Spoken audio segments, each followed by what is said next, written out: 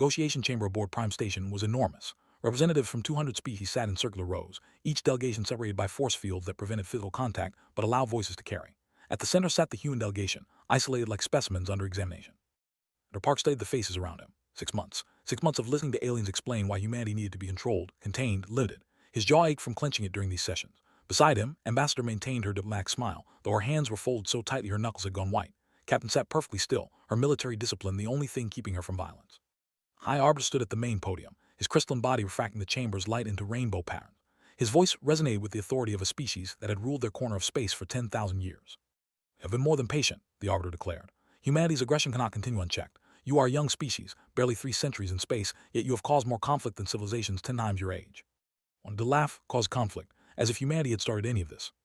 Chancellor of the Hegemony rose next. His scales glittered under the lights as he activated a holographic display. "These are humanity's military assets, 15,000 warships, 42 fortified system, weapons that violate 6 different galactic conventions.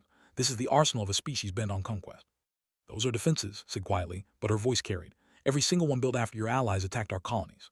Ignored her. "The coalition has prepared fair terms. Humanity will reduce its fleet by 70%. You will surrender control of the Outer Rim territories. You will pay reparations totaling 5 trillion credits, and you will accept permanent observers on every human world to ensure compliance. In exchange," the Arbiter added, "the attacks will cease. You will be granted provisional membership in the Galactic Council. Your species will be protected under our laws." "Lean forward. Protected. You're describing occupation, not protection." "Are describing responsibility," the Arbiter replied. "Young species require guidance. You have demonstrated that you cannot be trusted with unrestricted military power. Look at your history. Constant warfare among your own kind. Violence seems to be coded into your very nature." Around the chamber, other delegates murmured agreement, recognized the pattern. They'd seen it every session. One major power would present demands, others would support it, and humanity was expected to accept whatever was decided. This was never negotiation. It was theater. "The Outer Rim territories you demand," said, his voice cutting through the murmurs. "Those are 23 human colonies, 15 million people. You're asking us to abandon them." "We're establishing inhabited space," countered. "Your expansion was reckless and provocative." "By whom?" Voice was sharp. "Those systems were uninhabited. We filed proper claims, followed every galactic protocol. Then your allies decided they wanted those resources and attacked civilian populations." "Unfortunate escalation," the Arbiter said dismissively. "But surely you understand that colonial disputes cannot justify your disproportionate military response." Something cracked inside him. Disproportionate. They lost 30,000 civilians in the initial attacks, entire colonies burned, and humanity's crime was fighting back effectively enough to survive. Looked at, she saw it in his eyes and gave the smallest shake of her head. "Not yet, hold on," but was done holding on. "How many human worlds have we attacked?" he asked quietly. The chamber fell silent. "How many unprovoked strikes have we launched against your territories?" Stood slowly. "How many of your civilians have we targeted?" "Your military actions began." "Answer the question." Voice was ice. "How many times has humanity started a conflict?" Silence stretched. Representatives shifted uncomfortably. They all knew the answer. "Every single engagement," continued, "began with attacks on human ships or colonies. The battle of your forces ambushed supply convoy. The siege of New Pyongyang. Cruisers bombed civilian centers for 3 days before our fleet arrived. The Outer Rim massacre," he looked at. "Captain lost her entire squadron defending colonists from extermination." "Use emotional appeals," the Arbiter said, "but the reality is simple. You are outnumbered, surrounded by powers far older and stronger than yours. You should be grateful we offer terms at all rather than simply taking what we wish." And there it was, the truth behind all the diplomatic language. They didn't want peace, they want submission. Gathered his, the simple gesture drew every eye in the chamber. "What are you doing?" demanded. "I came here believing negotiation was possible," said. "We stayed for 6 months hoping reason would prevail. We offered compromises. We accepted insults. We listened to lectures about human nature from species who never faced real adversity." Stood, her diplomatic mask finally cracking. "We offered joint patrols, mutual defense agreements, trade partnerships. Everything was rejected unless we first accepted subordinate status." "Because that is the natural order," the Arbiter said. "Mature civilization guide younger ones. This is how galactic society functions." "And galactic society is broken," said, rising to her feet. By one, the human delegation stood. 27 diplomats, military officers, and technical advisors, united in silence. "You cannot just leave," voice rose. "These negotiations are not concluded. We have not dismissed you." Moved toward the exit, the other humans followed. "Where do you think you're going?" The Arbiter's crystalline form blazed brighter, a display of dominance. "You walk away from this table and you walk away from peace. Is that what you want? War." Paused at the chamber doors. He looked back at the circular rows of alien delegates. Some appeared smug. Others looked nervous. Most seemed simply confused that humanity wouldn't accept the obvious solution to their problem. "We don't want war," said, "but we won't beg for peace either. You've made your position clear. Human lives don't matter as much as maintaining your comfortable power structure. You want us weak, dependent, controllable." "We want you civilized," the Arbiter said. "No, you want us obedient." Hand rested on the door controls. "Humanity withdraws from these negotiations. You want to enforce your terms? You're welcome to try." "You're condemning your species," said. "You must know that. Our combined fleets outnumber yours 8-1. Your defensive war was fought from fortified positions. Out here in open space, you have no chance." "Maybe," acknowledged, "but we'll face it standing on our feet rather than living on our knees." Doors opened. The human delegation filed through. Not running, not hurrying, just walking away with quiet dignity. Behind them, the chamber erupted in chaos. Delegates shouting, demanding, threatening. The Arbiter's voice boomed above the rest, calling for order, for sanctions, for immediate military response. But the humans kept walking. In the transport bay, as they boarded the shuttle back to human space, finally spoke. "You know what we've just done?" "Yes," said. "They'll come for us now, all of them." "I know." "It's your weapon, a hat from years of combat." "Good, let them come. I'm tired of fighting with one hand tied behind my back." The shuttle lifted off, leaving Prime Station behind. As they accelerated toward the jump point, looked back at the massive station, at the hundreds of ships surrounding it, at the heart of galactic civilization. "Send a message to Admiral," he told the communications officer. "Tell him to implement Protocol Blackout. As of now, humanity is on its own." The officer's hands trembled slightly as she sent the signal. Protocol Blackout meant war footing, full mobilization, no more restraint. "Sir," the pilot called out, "we're receiving multiple hails from the station. They're demanding we return." "Ignore them," said. As the shuttle jumped to hyperspace, leaving the negotiation behind forever, none of the humans spoke. They all understood what came next. The galaxy would mobilize against them. Fleets would gather. Ultimatums would be issued. And humanity would face it all alone. But they would face it as free people, not as subjects begging for mercy from those who viewed them as lesser beings. The die was cast, the peace talks were over. Now came the reckoning. The news spread across the galaxy at the speed of light through the quantum communication network. Within hours, every major civilization knew that humanity had walked away from the peace talks. Within days, the entire galaxy had an opinion about it. On the counselor stood before the Hegemony's War Council. Holographic displays showed the disposition of human forces, tactical analyses, resource prediction. The numbers favored them by every measure. "They've committed suicide," told the assembled military commanders. "Humanity's defiance is nothing more than a child's tantrum. We'll crush them within months." A general, veteran of a dozen campaigns, studied the data with less certainty. Their defensive operations were remarkably effective. We outnumbered them 3-1 in the outer rim, yet they won every major engagement. Because they were defending fortified positions, dismissed. In open warfare, fortifications mean nothing. Across the galaxy on the High Arbiter convened an emergency session of the Ascendancy's leadership. His crystalline form pulsed with anger as he addressed the council. "Humanity must be made an example," he declared. "If we allow this defiance to stand, other young species will question our authority. The cosmic order demands that we respond with overwhelming force." Scholar, one of the younger council members, raised a tentative objection. "Perhaps we should reconsider our approach." The humans made valid points about. "Valid points?" The Arbiter's voice resonated with fury. "They are children playing with weapons they don't understand. We have maintained galactic peace for. Our wisdom is beyond question." Privately, the Arbiter ordered his intelligence division to conduct a complete review of human capabilities. Something about its confidence troubled him. Humans should be terrified, desperate to negotiate. Instead, they walked away as if they had options. On Earth, Admiral Lee received the Protocol Blackout order and immediately began implementation. Every fleet commander knew this day might come. They planned for it, prepared for it, hoped it wouldn't be necessary. Within 72 hours, the transformation was complete. Human military forces dispersed from their defensive positions to coordinates known only to command. Trade vessels returned to human space. Civilian transports were recalled. Colony defenses activated their full systems for the first time. The war room beneath Seoul studied tactical displays with his senior staff. Captain Shin, chief of intelligence, presented his finding. "The coalition is mobilizing," reported, "and 6 other mere powers. They're calling themselves the Coalition for Galactic Stability. Combined fleet strength is approximately 120,000 warships. Against our 15,000, someone muttered. 8-1 odds, said calmly. Could be worse." "Sir," an officer looked confused. "They could be confident," explained. "Tell them what you found." Activated another display showing intercepted communications. The coalition powers are arguing among themselves. The want immediate assault. The prefer a blockade. The smaller powers are nervous about casualties. Nobody agrees on strategy or timeline. "They've never had to," said. "For centuries, their enemies surrendered at the first show of force. They don't know how to actually fight a war against someone who won't quit." Humanity's Advanced Weapons Research Facility, Dr. Bay received authorization she'd been waiting 3 years to see. Unlimited resources and no political restrictions. The projects her team had shelved because they were too provocative or too aggressive, were suddenly priority 1. "How long to deploy the Thunderbolt system?" she asked her lead engineer. "It's been ready for 18 months, he replied. "We've been waiting for permission." "You have it now? What about the Wraith fighters?" 3,000 units in storage. We can have them operational in a week." Grimly, the aliens thought they knew what humanity was capable of. They'd only seen the weapons humanity used when trying not to escalate. They had no idea what existed in the Black Bud projects, the theoretical research made real, the technology held back because peace seemed possible. On the Trade Hub Station, Minster gathered representatives from the galaxy's economic powers. They had no military strength, but they controlled crucial trade routes and financial systems. War was bad for business. "Must consider the economic implications," said. "Human markets represent 17% of galactic trade. Their colony system produce rare minerals essential to manufacturing. A war will cost trillions." "The coalition promises quick victory," one representative argued. "Minimal disruption." "Based on what?" Pulled up his own analysis. "I've been reviewing combat reports from the Outer Rim conflicts. In every engagement, humans were outnumbered, yet they won. Their casualty rates were impossibly low. Their tactical flexibility exceeded anything in our military databases." "They were defending." "Exactly," interrupted. "They were defending. We've never seen them attack. We have no data on offensive human military doctrine because they've never needed to use it." The room fell silent as the implication sank in. Weeks after the walkout, the coalition issued their ultimatum. Return to negotiations within 14 days or face military enforcement.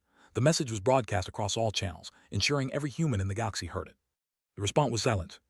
No diplomatic protests, no appeals to neutral powers, no desperate offers to compromise. Humanity simply didn't respond. It was as if the coalition had ceased to exist in human awareness. Silence unnerved the coalition leadership more than threats would have. At least threats implied humans were paying attention, were worried, were engaged. Silence suggested something worse, that humanity had moved on and was busy with preparations the coalition couldn't see.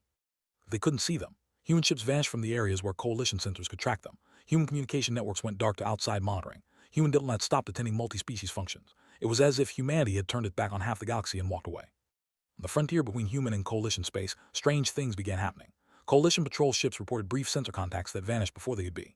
Unidentified vessels appeared deep in coalition territory, in systems that should have been impossible to reach undetected. And Song commanded one of these phantom vessels. Her stealth reconnaissance ship, equipped with technology the alien didn't know existed, slipped through their sensor nets like smoke through a screen. She didn't attack or interfere. She just watched, recorded, and mapped. Target military installation base 77, she told her crew. Full scan, then we're gone before they know we were here. The ship's advanced sensors recorded everything. Defensive positions, fleet movements, communication protocols, weapon capabilities. All of it went into growing databases that Tactical Command would use when the time came. If the time came, uninhabited system between human and coalition space, engineer oversaw construction on a scale that belief. Massive installations rose from nothing in weeks. Sensor arrays that could detect ships across light years. Applied depots storing enough material to sustain fleets for months. Fortified positions that could serve as strongpoints or staging areas. How are we building this fast? One of his assistants asked. Automation, prefabrication, and 3 years of planning, replied. We've been preparing these materials since the first attacks, just waiting for permission to deploy them. The coalition had no idea these installations existed. By the time they discovered them, it would be too late to prevent their activation. Ambassador Han worked the neutral powers with quiet efficiency. She didn't ask for help or support. She simply shared information. Economic analyses showing what war would cost, military assessments of likely casualties, historical data on what happened when humanity fought without restraint.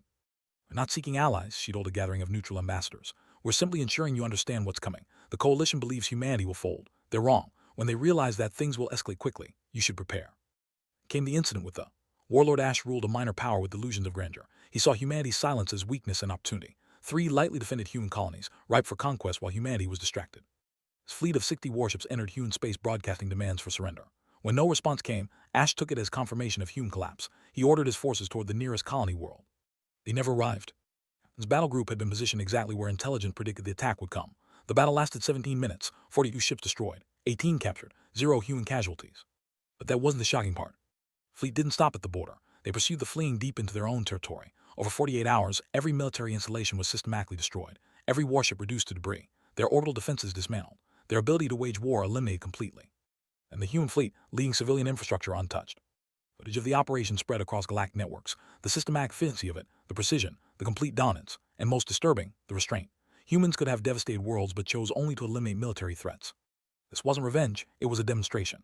The message was clear. This is what happens when you attack us. Not negotiation, not diplomacy. Overwhelming force applied with surgical precision until you can never threaten us again. So watched the footage and felt something he hadn't experienced in decades. Doubt. They had 60 modern warships. They'd been destroyed in minutes. His own fleet was larger, but watching how easily humans dismantled the formations made him question whether size mattered against that level of tactical superiority. High Arbiter convened an emergency session, but 3 coalition members sent regrets. They were reconsidering their position. 2 more declared neutrality. The carefully constructed coalition was fracturing before hostilities truly began. A 14-day deadline arrived, the ultimatum expired, and nothing happened. The coalition leadership met in encrypted conference, waiting for humanity to blink first. But the humans remained silent, their fleets invisible, their intentions unknown. What are they waiting for? Demanded. Nobody had an answer.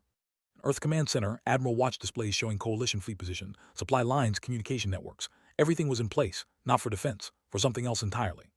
Are we really doing this? An aide asked quietly. That depends on them, replied. But if they force our hand, they're going to learn something important. What's that, sir?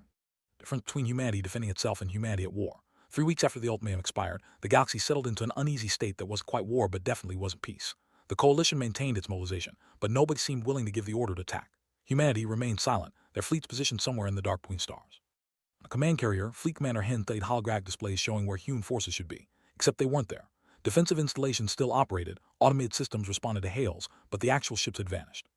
You lose 15,000 warships, he demanded of his intelligence officer. They're using jump routes we didn't know existed, sir. Our sensors can track ships in normal space, but if they're moving through unexplored systems, we have no coverage. Then expand coverage, Hen ordered. I want to know where every human ship is before we commit to offensive operations. Finding human ships proved impossible. Every time Coalition Scout detected something, it vanished before they could confirm. Phantom contacts appeared and disappeared across 100 systems. The humans weren't hiding. They were moving, constantly, unpredictably, forcing coalition forces to spread out trying to track them. Song's reconnaissance ship entered another coalition system, her stealth systems rendering them invisible to conventional sensors. She watched a fleet conducting exercises, recording their formations, their response times, their communication pattern. They're practicing coordinated strikes, her tactical officer observed. Looks like they're preparing for a major offensive. Good said. The more they practice, the more data we collect. By the time they actually attack, we'll know their doctrine better than they do. Her ship slipped away undetected, jumping to the next target system. Across coalition space, 20 other reconnaissance vessels did the same, a web of intelligence gathering that the coalition didn't even know existed. Engineers stood on a barren moon, watching construction drones assemble the final pieces of what looked like a massive communications array, except it wasn't for communication. 72 installation complete, his assistant reported, all online and synced to the network. Good said it had the system. Installation hummed to life. Across human space, 71 other installations activated simultaneously. Together, they created a sensor network that could detect ship movements across hundreds of light years. Nothing could enter or leave coalition space without humanity knowing about it instantly. Sir, the assistant asked, when are we going to tell them they exist? When it's too late for them to do anything about it, replied. The neutral trade station Harmony Point, Ambassador Han met with representatives from species that hadn't joined the coalition. These were smaller powers, traders and explorers who wanted no part in the coming conflict. We're establishing new trade routes, she explained, showing them navigation data. Routes that bypass coalition space entirely. You're welcome to use them. Won't this anger the coalition? A nervous merchant asked. Probably, admitted.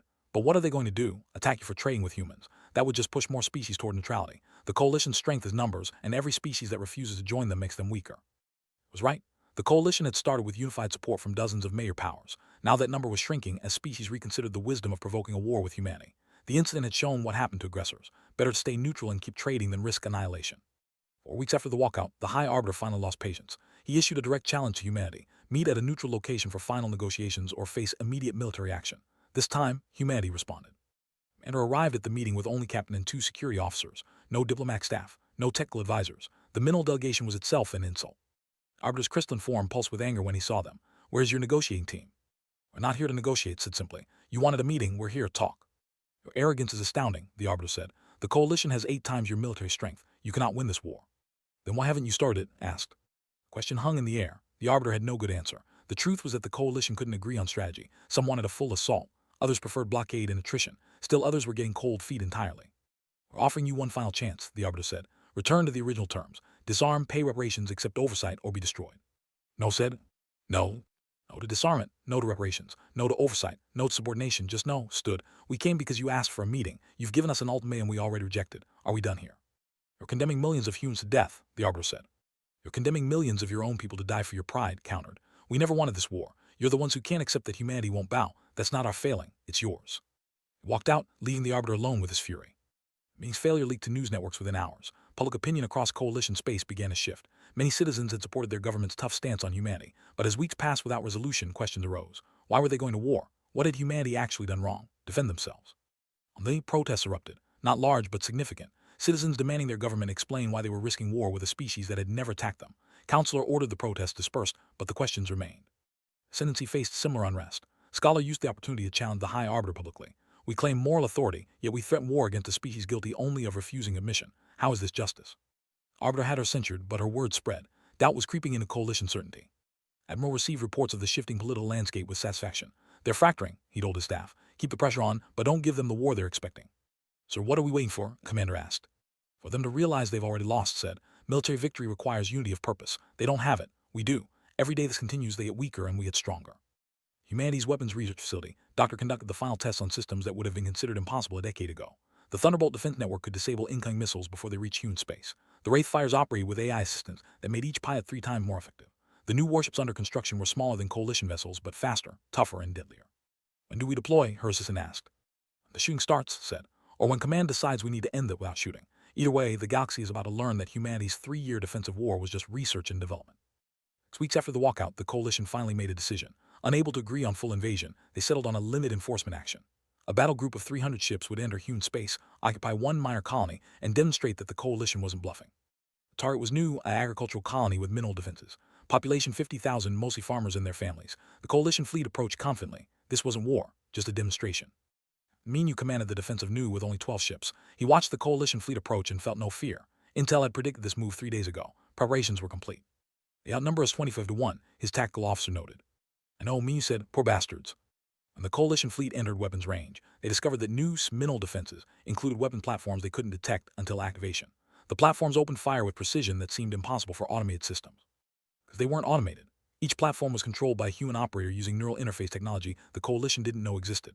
20 platforms, 20 operators, with targeting solutions fed by AI analysis. Used 12 ships engaged simultaneously, their formation splitting and reforming with fluid precision. The Coalition fleet, trained for coordinated strikes against stacked targets, couldn't adapt to opponents who moved like dancers through combat. The battle lasted 40 minutes, 200 Coalition ships destroyed or disabled. The remaining 100 retreated in disarray. Human casualties, 16 dead, 43 wounded, new undamaged. But again, that was the shocking part. And you didn't pursue the retreating ships. Instead, he broadcast a message on all Coalition frequencies. You came to our home to threaten our families. We defended ourselves. If you come back, you'll die. Tell your leaders this is humanity showing restraint. They really don't want to see us without it. Footage spread across the galaxy in hours. 300 ships defeated by 12. The Coalition's demonstration had demonstrated only their own inadequacy.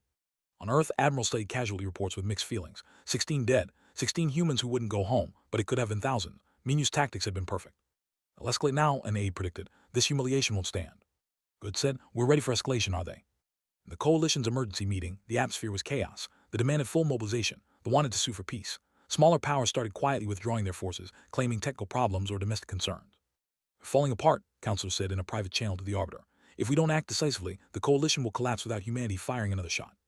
Then we act, the Arbiter said. Full military commitment, we end this now. But even as they made the decision, both leaders felt the cold touch of doubt. They thought humanity weak. They'd been wrong. What else were they wrong about? Watch Coalition forces begin full mobilization from the safety of her stealth ship. She recorded everything, knowing this information would save human lives in the coming battle. Engineer activated the final installations in his sensor network, giving humanity complete awareness of Coalition movements. Ambassador sent one last message to neutral powers. The storm is coming. Choose your side wisely. And on new, Captain Minu walked among his crew, shaking hands, offering condolences to those who'd lost friends. 16 dead. He knew their names, would remember them always.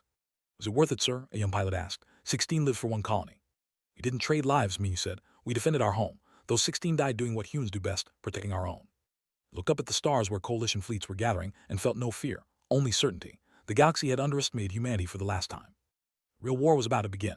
The Coalition's full mobilization took 3 weeks. Ships from 24 species converged into massive battle groups. The strategy was simple. Overwhelming force applied to multiple human systems simultaneously. Even superior tactics couldn't defeat raw numbers.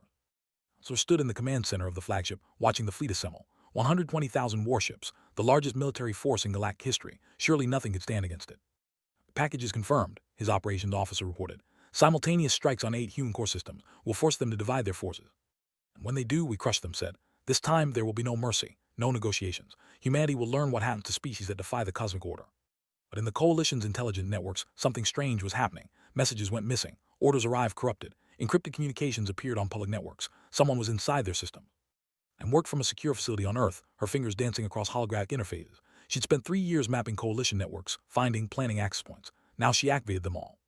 At the command network, she told her team, nothing destructive yet, just show them we're there. As flagship screens flickered, a message appeared in human text, we see you, then it vanished. What was that? Demanded. Unknown, sir. It shouldn't be possible to access our systems remotely. Find the source and shut it down. They couldn't find it, because team had been inside their systems for so long they'd become part of the infrastructure itself. Coalition networks were compromised at the deepest level. High Arbiter discovered his private communications had been exposed when they appeared on neutral news networks. His contemptuous comments about lesser species and his plans to use the war for territorial expansion were now public knowledge. Galler used the scandal to force an emergency council session. This is what we've become, conquerors hiding behind noble rhetoric. Those communications were stolen, the Arbiter said. The humans have violated every standard of civilized behavior. Have they challenged, or have they simply exposed what we already were? Ascendancy split between those who supported the Arbiter and those who demanded his removal. The Coalition's second most powerful member was tearing itself apart. Humanity's weapons research facility, Doctor supervised the deployment of technology that would redefine warfare. The Thunderbolt system wasn't just defensive. It could track thousands of targets simultaneously and eliminate them with precision that seemed impossible. The Coalition doesn't understand quantum targeting, she explained to military commanders. They think you need to see something to hit it. We can hit targets through dimensional folding. Their ships won't even know they're under attack until it's too late. Admiral, the architect of humanity's real military strategy, gave a presentation to Earth's leadership that was immediately leaked to neutral powers. Not accidentally. The leak was deliberate. Been fighting defensively for 3 years, explained. Every battle was a laboratory. We tested their tactics, mapped their response times, identified their weaknesses. They rely on overwhelming firepower but can't adapt when formations break. They use superior technology but their crews lack combat experience. The smaller Coalition powers follow Doctrine Ridley and panic when confronted with unexpected situations. He displayed casualty projections for full-scale war. The numbers were staggering. Coalition losses, 70% of their fleet in the first month. Human losses, 12%. How is that possible? Someone asked. Because we've been preparing for offensive war while they've been preparing to intimidate us into surrender.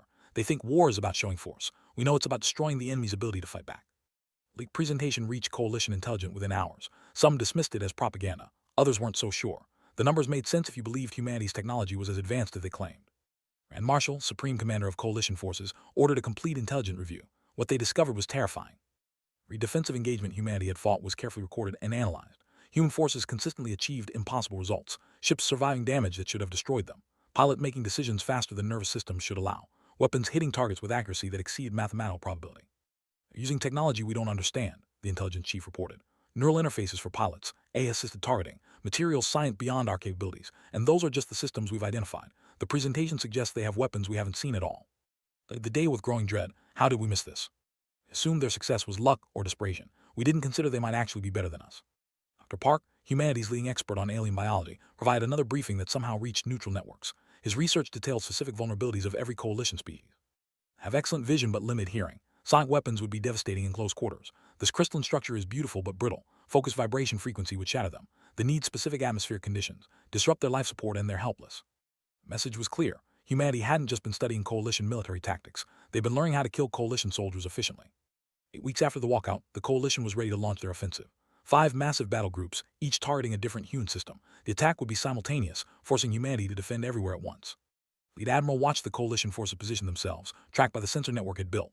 He knew their target systems, their approach vectors, their timetables. He knew everything. They're going exactly where we predicted, he told his staff. Admiral's contingencies are holding. The question is whether we let them reach the colonies or intercept. Sir, if we intercept, we reveal our fleet positions.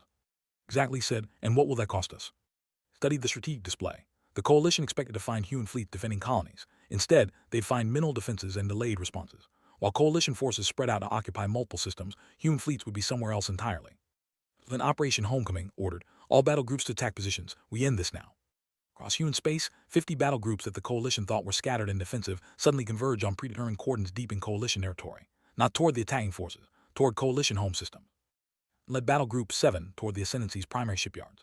These installations produced a quarter of the coalition's new ships. Destroying them would cripple coalition reinforcement capacity.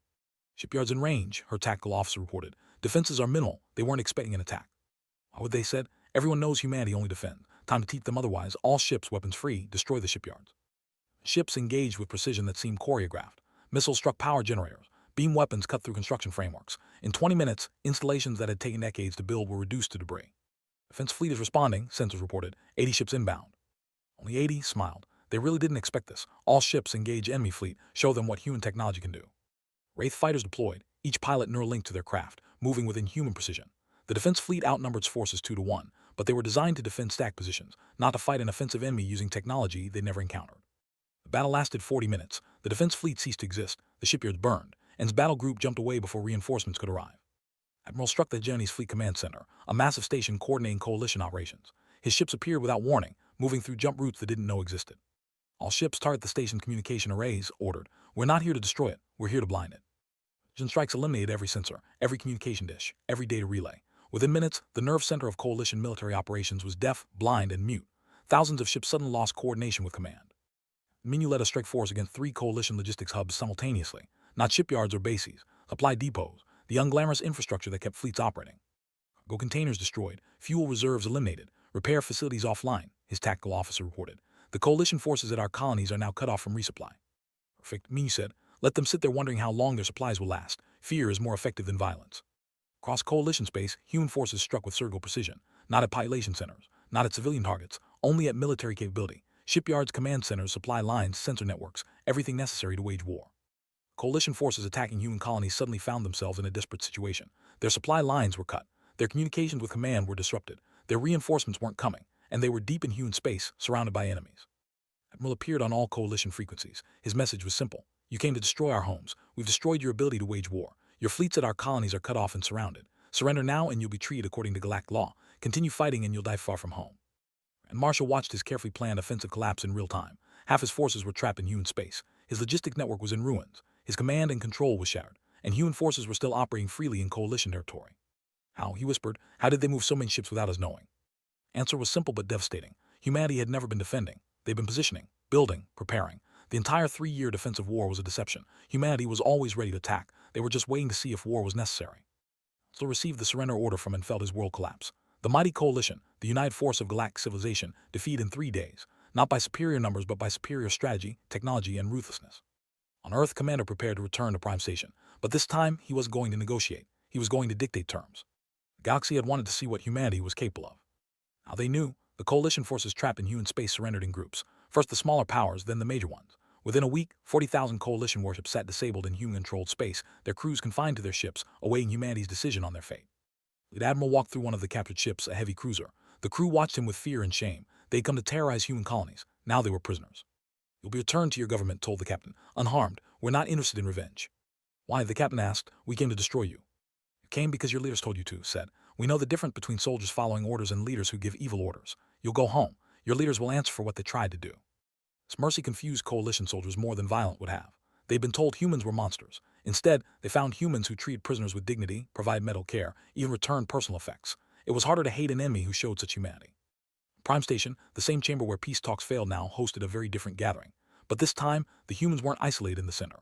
They sat at the main table while coalition representatives waited nervously in the outer rings.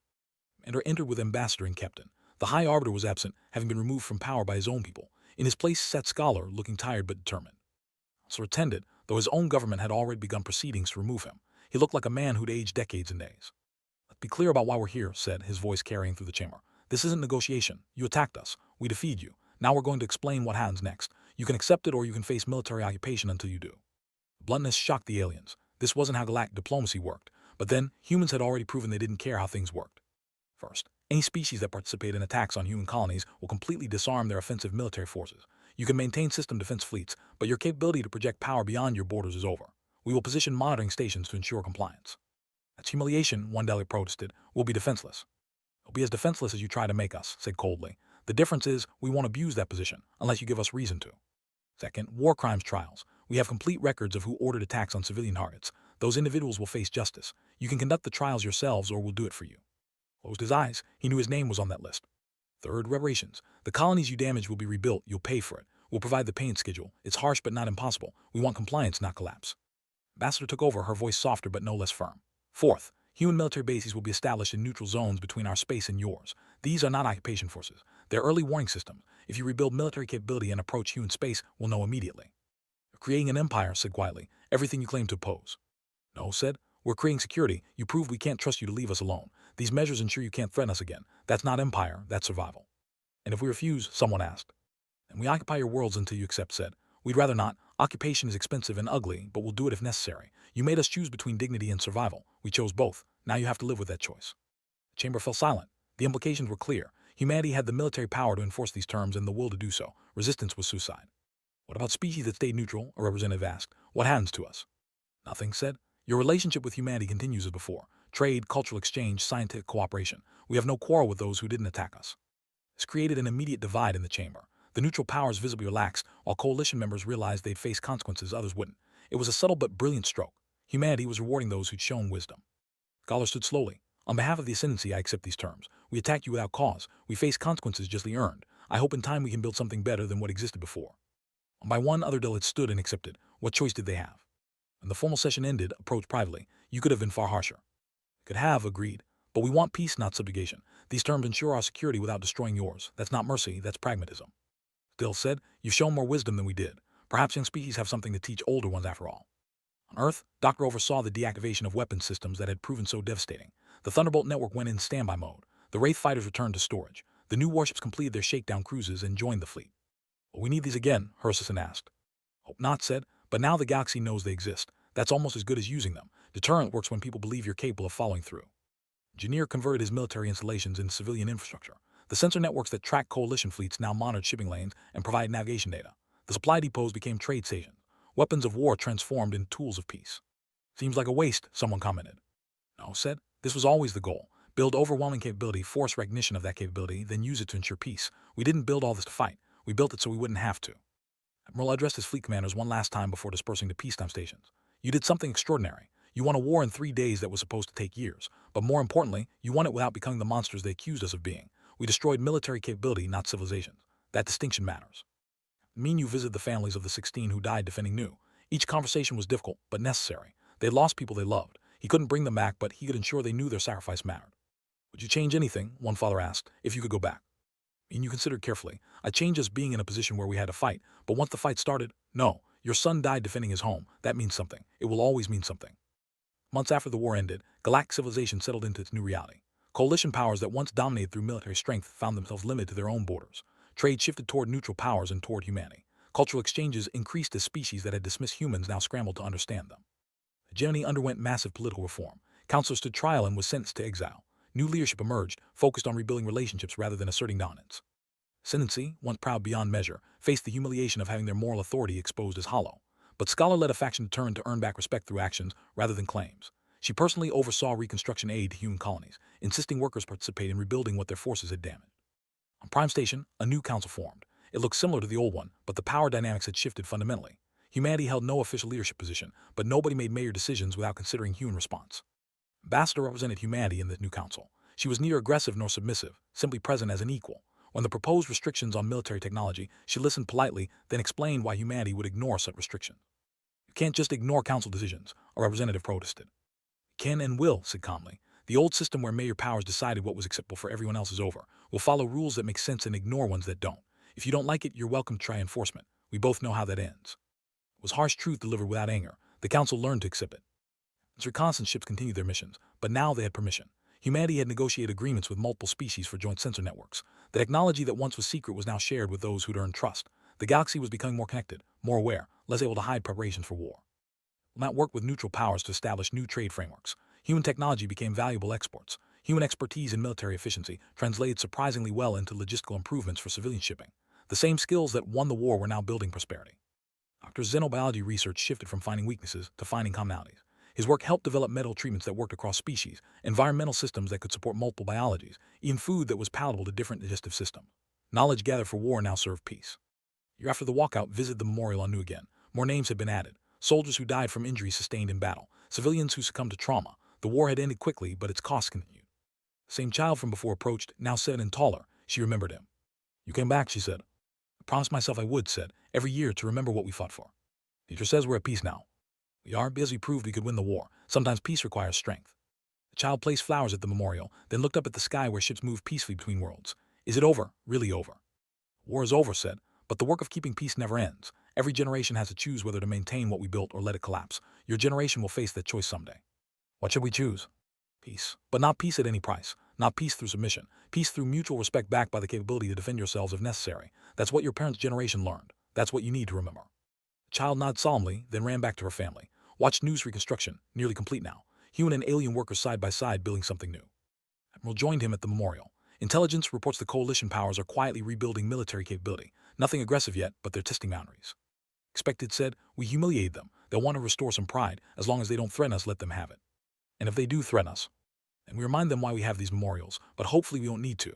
The galaxy learned something important. Humanity won't beg, won't submit, but we also won't become tyrants. That balance, that's what keeps the peace. On Earth, a new generation grew up knowing humanity as equals in galactic civilization, not supplements seeking acceptance. Young people joined the fleet or diplomatic corps with confidence their predecessors never had. They didn't question whether humans belonged among the stars. They simply assumed it. Minu, promoted to admiral, trained these recruits. He taught them tactics and strategy, but also restraint and judgment.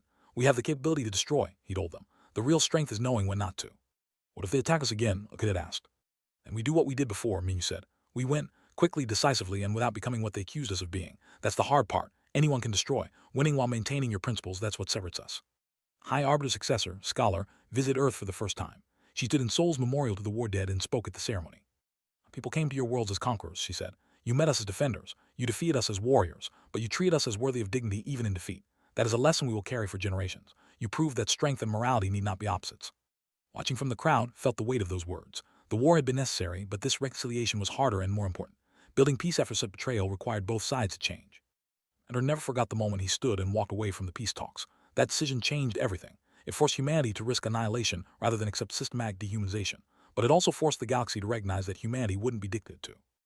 Later, students studying history would debate whether humanity's choice was wise or reckless. The answer knew was both. It was recklessly wise. Risking everything for dignity seemed insane until you considered the alternative, surviving as a subordinate species, always second class, always lesser. Humanity had walked away from false peace and through war found real peace. Not perfect peace, not permanent peace, but honest peace built on mutual recognition that all sapient species deserve respect and autonomy. The galaxy had descended into panic when humans walked away. From that panic emerged something better. Civilization where young species didn't automatically defer to old ones, where military might didn't equal moral authority, where peace existed not because the strong permitted, but because everyone recognized the cost of war. Humanity learned its place in the galaxy. It was wherever humans chose to stand, defending that position with courage and maintaining it with honor. The peace talks had failed. From that failure, real peace emerged.